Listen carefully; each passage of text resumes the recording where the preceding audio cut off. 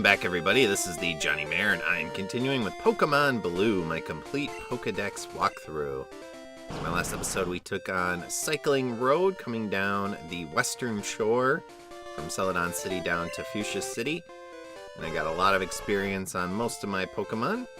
And so now we're ready to go into Fuchsia City proper for the first time. Now, I've gone into Fuchsia a couple of times to heal in between episodes, but this will be the first time we actually head in on camera, so to speak. We also finally evolved our Diglett into Dugtrio. So we're going to be taking on the next dungeon, the 5th gym leader, which is Koga, in this particular episode. I also caught a Doduo in between episodes. So that takes our current Pokemon total up to, I believe, 60 out of a little over 100. So let's see. Yep, it's 60 out of 104. So we're making pretty good progress. Now down here is Route 18. So we're going to catch the same Pokemon in this particular area as in Route 17 on Cycling Road. We're going to skip the 3 trainers down there, because we're actually going to use them a little bit later in the game to activate the Mew glitch. So instead, we're going to head into Fuchsia City, and I'm going to head to the Pokemon Center to heal, and then we'll be coming back and taking on the gym,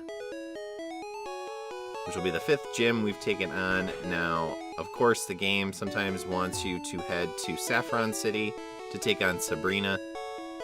That's been sort of alluded to with the dialogue of some of the events in the game. We're not going to be doing that. I'll be taking on Sabrina a little bit later. Now this person notes you can't win with just one tough Pokemon, and I would beg to differ. I've beaten this game a few times with only one Pokemon.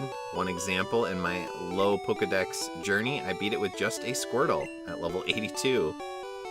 So I'm going to heal, and I'll meet you outside. So we'll also check out this house over here. We'll do a few of the houses in this area just to get them out of the way. So then my next episode, we can finish off Fuchsia City and then also take on the Safari Zone. So these people note that there is a warden in town, and Bill uses his own PC system. Well, that's good.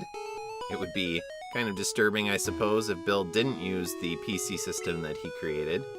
And this is Bill's grandfather. Now, he plays a little bit more of a role in the second games of the series, which are Gold and Silver and Crystal, in that you can trade Pokemon to him.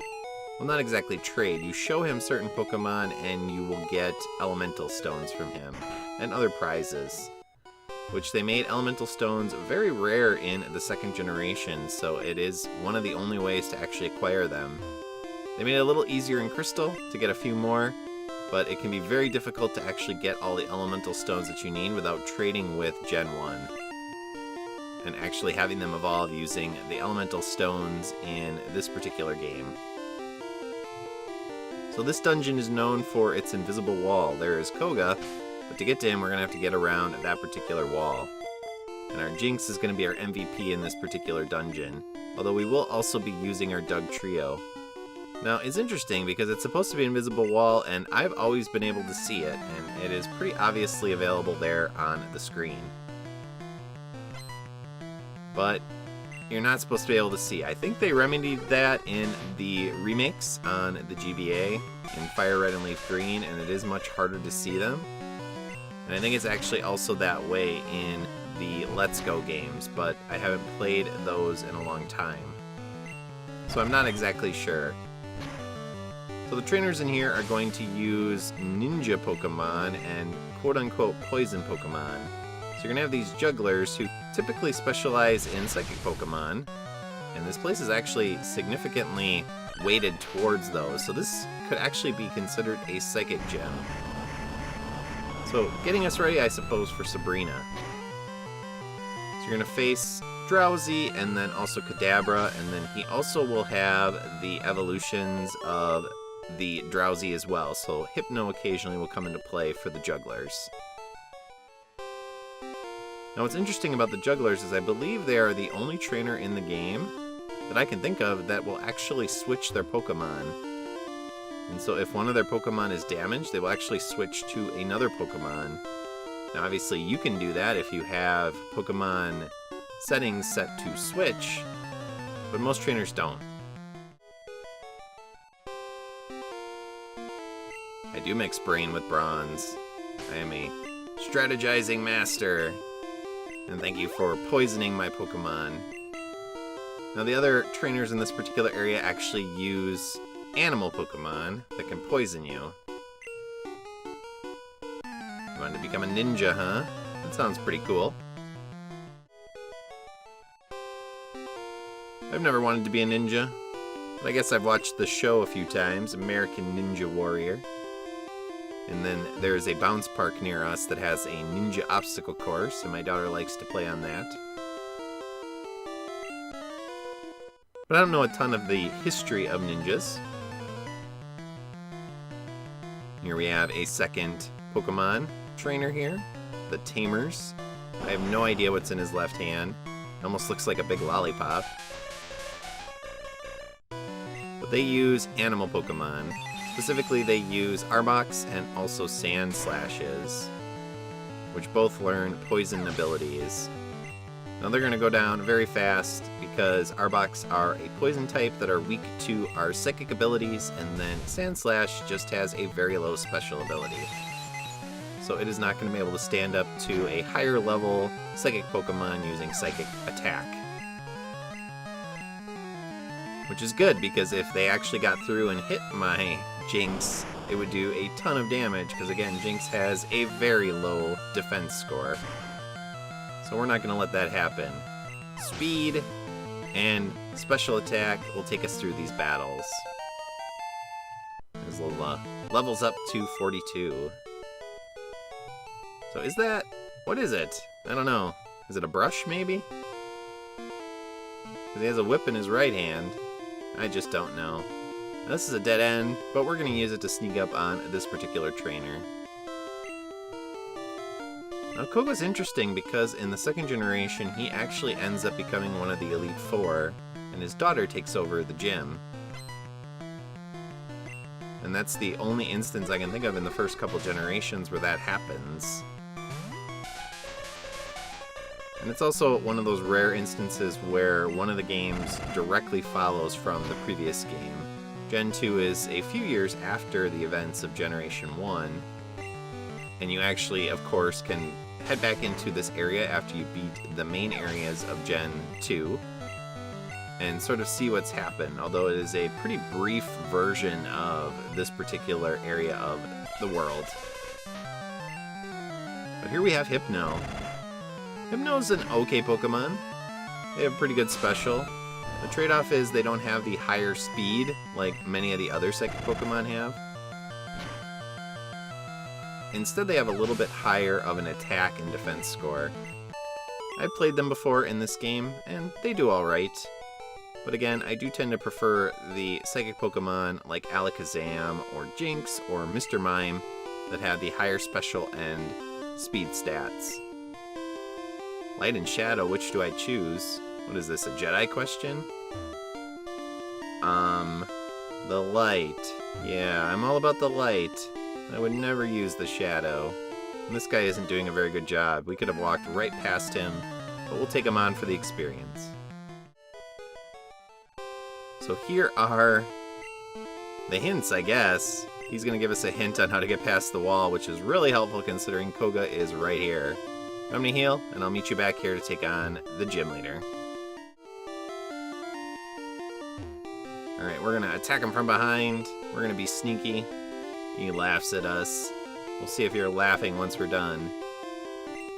And he's going to say, we'll show you the true terror of ninja, because we are going to put you to sleep and poison you, which is a very brutal combination, especially in this generation. Now, fortunately, our Pokemon are going to be so strong that we're going to burn right through them. So he is going to use all poison Pokemon here. And then his ace Pokemon is a Weezing. So we really don't have a ton to worry about. They're all pretty slow and not very strong. They actually changed up his lineup pretty significantly in the remakes, making them a little bit more interesting by adding, for example, a Venomoth, which doesn't really do a ton because it's still weak to Psychic, but it is just more interesting than these pretty standard Pokemon of Coughing, Muck, and then also Wheezing, which we faced a lot of on Cycling Road. So again, that was a very preparatory area for this particular dungeon. So we're going to let our Doug trio get a little bit of experience here as well, since Lola is getting a little bit ahead of everyone else. And then we'll bring back our Jinx for the Ace Pokemon. Here comes Koga with his Wheezing. Not that dangerous. We'll bring out our Jinx and blast it with Psychic. So we're on equal level. Should be a fair fight, right? We'll see what our Psychic ability does to it. Maybe the Wheezing will survive. Can it last? Nope. Down it goes. Super effective ability knocks it out. And that is the 5th gym leader in this particular game defeated, as our Lola also levels up to level 44.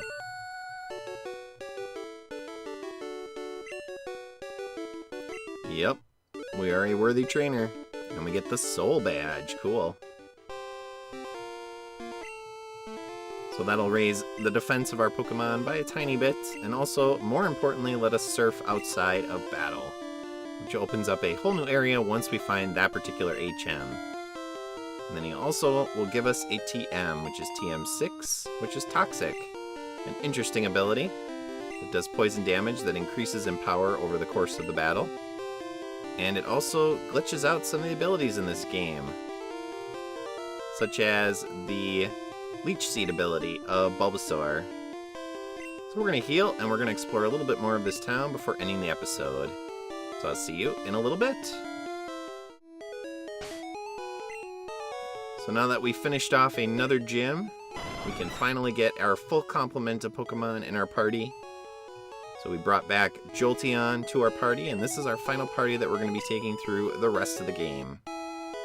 And this is my current status. 17.5 hours played, over 150,000 monies, and 5 badges obtained. 3 to go. So let's head on over here to the eastern side of town and explore these 2 particular houses, and then we'll call it an episode. So this is another of the fishing gurus, and this is actually a weaker version. But if you say you love fishing, we'll give you the good rod, which is not as good as the super rod that we already obtained.